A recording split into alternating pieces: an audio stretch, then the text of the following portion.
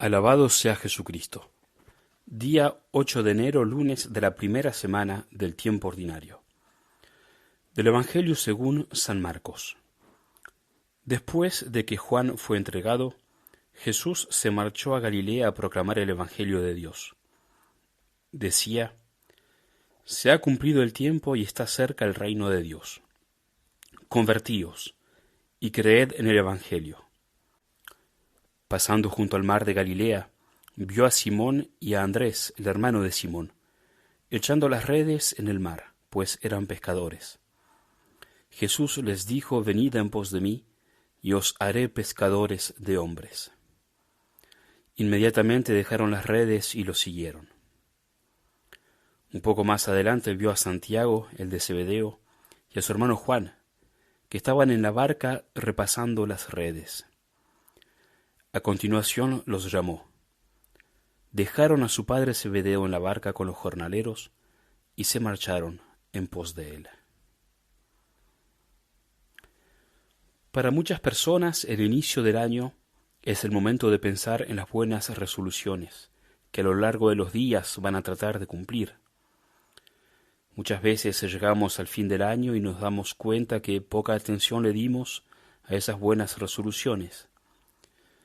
Nos puede pasar lo mismo de una manera más cristiana y seria cuando trabajamos nuestros propósitos durante los ejercicios espirituales y queda todo en el tintero. En el Evangelio de hoy, nuestro Señor nos interpela sobre la gran resolución y propósito de cada día, de cada segundo. Convertíos y creed en el Evangelio. Desgraciadamente nos puede pasar lo mismo que en los últimos días del año. Pasaron los días y el trabajo de la conversión no fue eficaz. Empezamos el año, lo deseamos intensamente y todo queda en el aire. La conversión podemos verla de dos maneras. Primero, cuando trabajamos en evitar el pecado con todas nuestras fuerzas, de corregirnos. Se concretiza este trabajo en cada confesión. La conversión tenemos que verla también, de segunda manera, cuando nos empeñamos por nuestra santidad. Y a veces este aspecto de trabajar con ahínco por nuestra santidad lo olvidamos. Un autor contemporáneo, Mark Dooley, analizando todos los problemas de la sociedad moderna y sobre todo viendo la crisis actual en el seno de la Santa Iglesia, dice que el error más grande que nosotros, los católicos, podemos cometer hoy es creer que hay una guerra cultural en curso sobre los valores a vivir y predicar, porque quienes son enemigos de la civilización, del valor de la vida humana y de su dignidad única, no tienen una verdadera cultura. La verdadera cultura presupone belleza, orden, armonía y sobre todo santidad. Y santidad es una palabra descuidada incluso dentro de la Iglesia. Por eso dice que más que una guerra cultural, debemos sentirnos involucrados en un conflicto espiritual letal. O hay santidad, o seguimos construyendo las estructuras de pecado, sociedad e iglesia sin Dios, sin Cristo. Convertíos y creed en el Evangelio, y trabajad por vuestra santidad son sinónimos. Una de las principales razones por la cual nos olvidamos de trabajar por nuestra santidad, sabiendo que es lo único finalmente que va a ayudar a reformar la Iglesia y la sociedad, una de las razones es la mundanidad en la cual podemos fácilmente caer. San Juan, en su primera carta, nos dice: No améis al mundo ni lo que hay en el mundo. Si alguno ama al mundo, no está en él el amor del Padre, porque lo que hay en el mundo, la concupiscencia de la carne, la concupiscencia de los ojos y la soberbia de esta vida, eso no procede del Padre, sino que procede del mundo. Y el mundo pasa y su concupiscencia, pero el que hace la voluntad de Dios permanece para siempre. Este amor al mundo, consciente o no, es lo que nos hace olvidar la santidad de nuestra vida.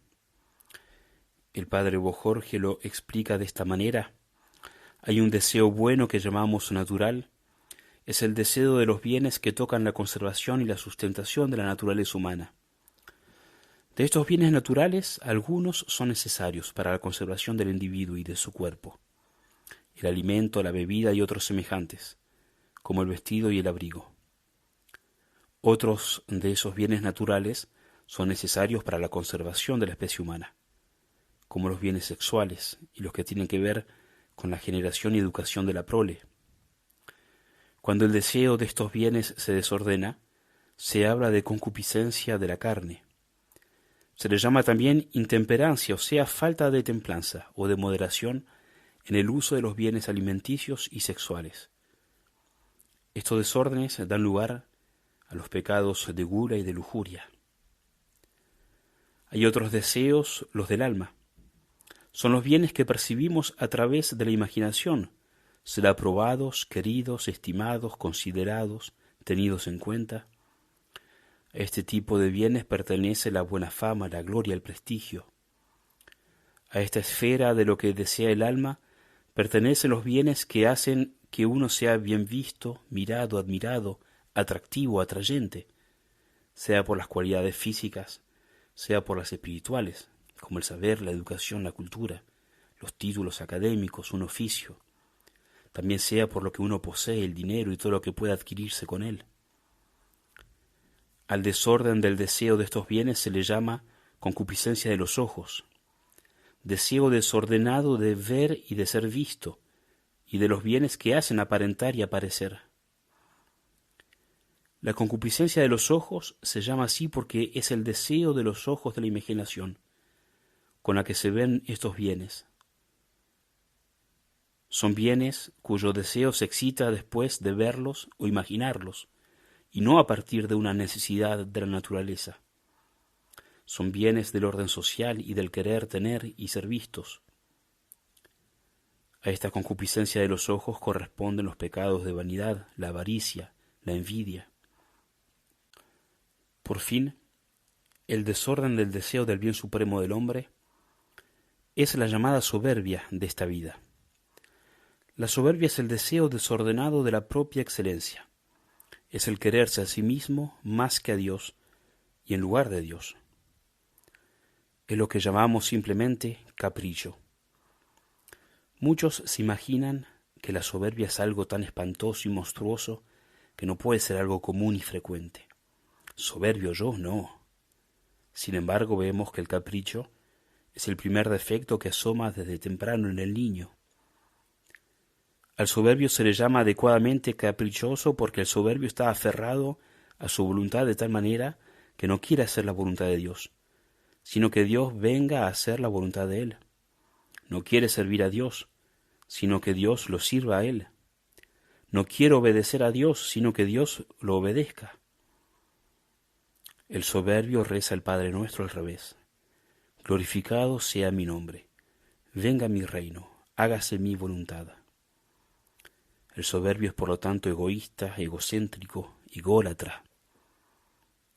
Cuando no se pueden realizar los deseos desordenados, se pone de manifiesto dos pecados más, la ira y la tristeza.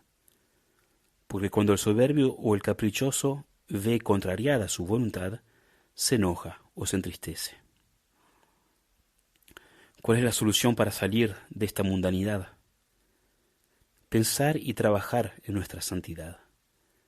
Como Pedro, Andrés, Santiago y Juan, dejar todo y seguir a Cristo. Amar a Dios, amar la pobreza y la austeridad y la templanza, despreciar el mundo de publicidad y desenfreno, y frenar el deseo de comprar, adquirir, aparentar. Servir al más necesitado y al que menos amamos. Que todo nuestro ser sea cristiano, de Cristo. Que María Santísima nos acompañe en este camino durante el nuevo año que hemos comenzado. Oh María sin pecado concebida, ruega por nosotros, que recurrimos a ti.